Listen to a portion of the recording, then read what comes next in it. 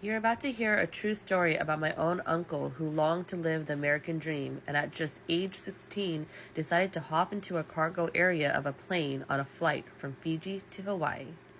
Video credit and a special thanks to Anurag. Did you know that in 1948 a teenager stowed away from Nadi Airport to Honolulu on an aircraft because he wanted to live the American dream?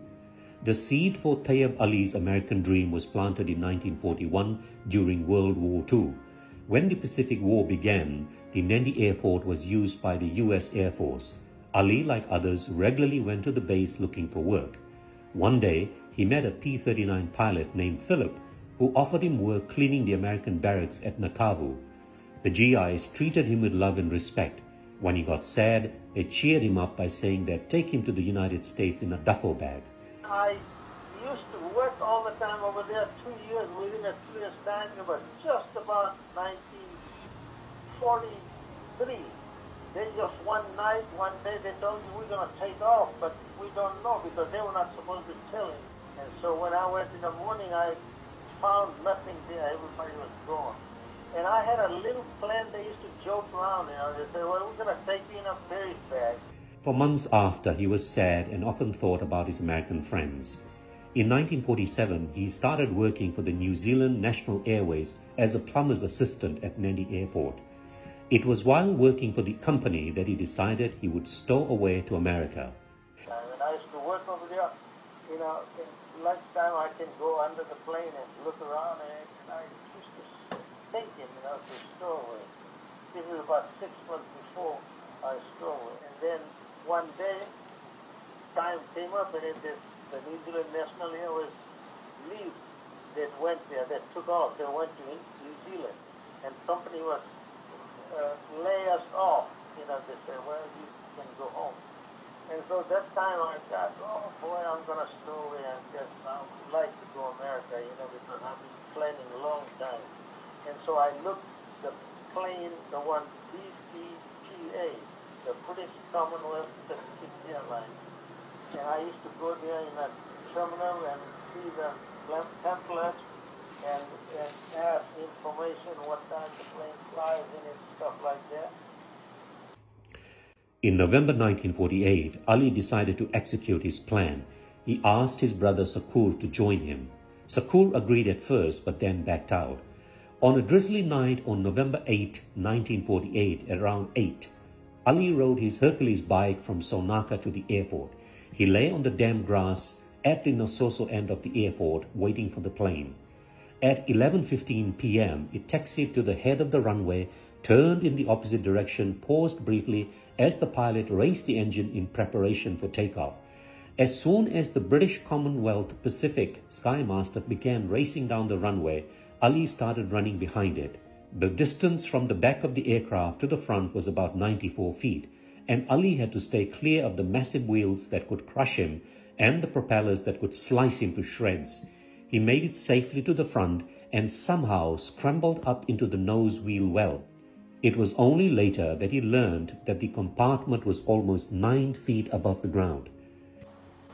You have to be pretty brave to do that. So I got in there, and when the big wheel, the plane took off, and it was only that wheel, big wheel, it was 500-pound wheel. It comes in it straight up. It was only 2 inches from my ear, missed me.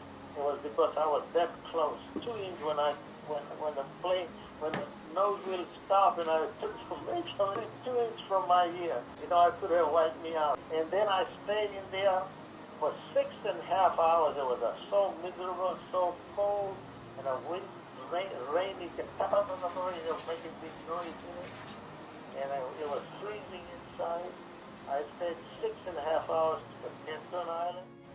The second leg from Canton to Hawaii was 9.5 hours and even more stressful. That night, Ali was wearing a t-shirt, a shirt, a leather jacket, a hat and a pair of boots, but he soon realized how underprepared he was. He was hungry, but the biggest problem was the cold. Then after 1 hour, it took off again. And it took from there to Hawaiian Island, it was a 9.5 hours.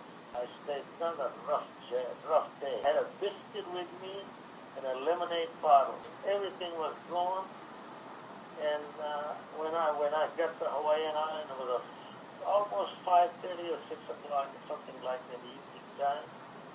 Ali felt a great sense of relief when the plane landed at John Rogers Airport in Honolulu. He spotted a hotel near the airport and went to the back to look for food.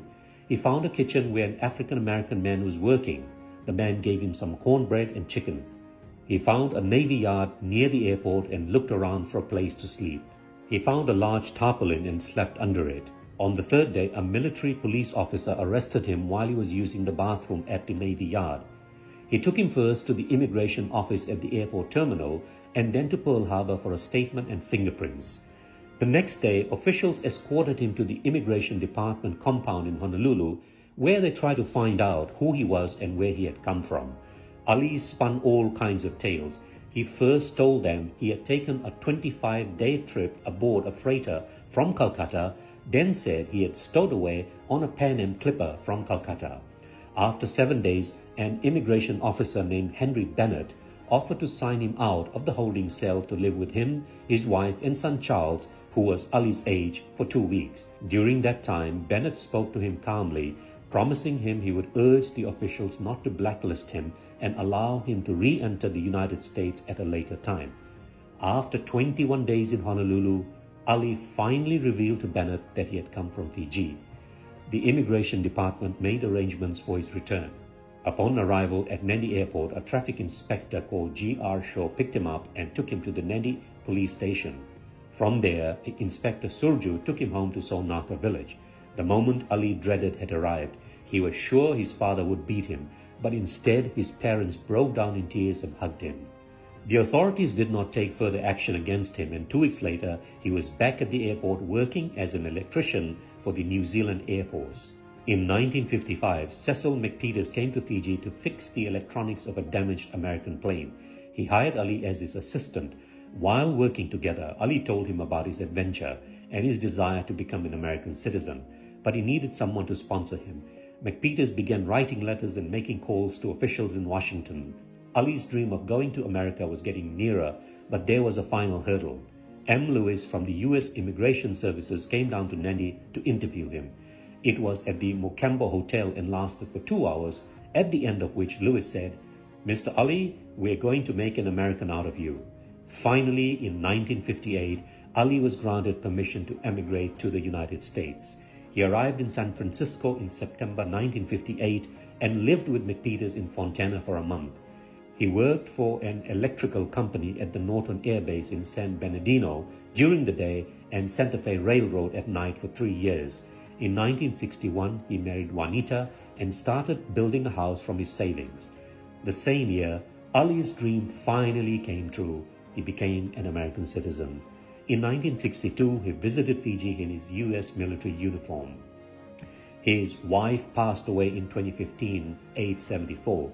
He educated his 2 sons, Raja, a teacher, and Nesib Ali, a doctor. I spoke to Ali a few days ago. He is 92 and living a quiet life at San Bernardino, California. He told me he had made karela and dal for dinner that night. Looking back on his life, Ali says he realizes how blessed he has been. He dreamt of being an American citizen and he made that dream come true.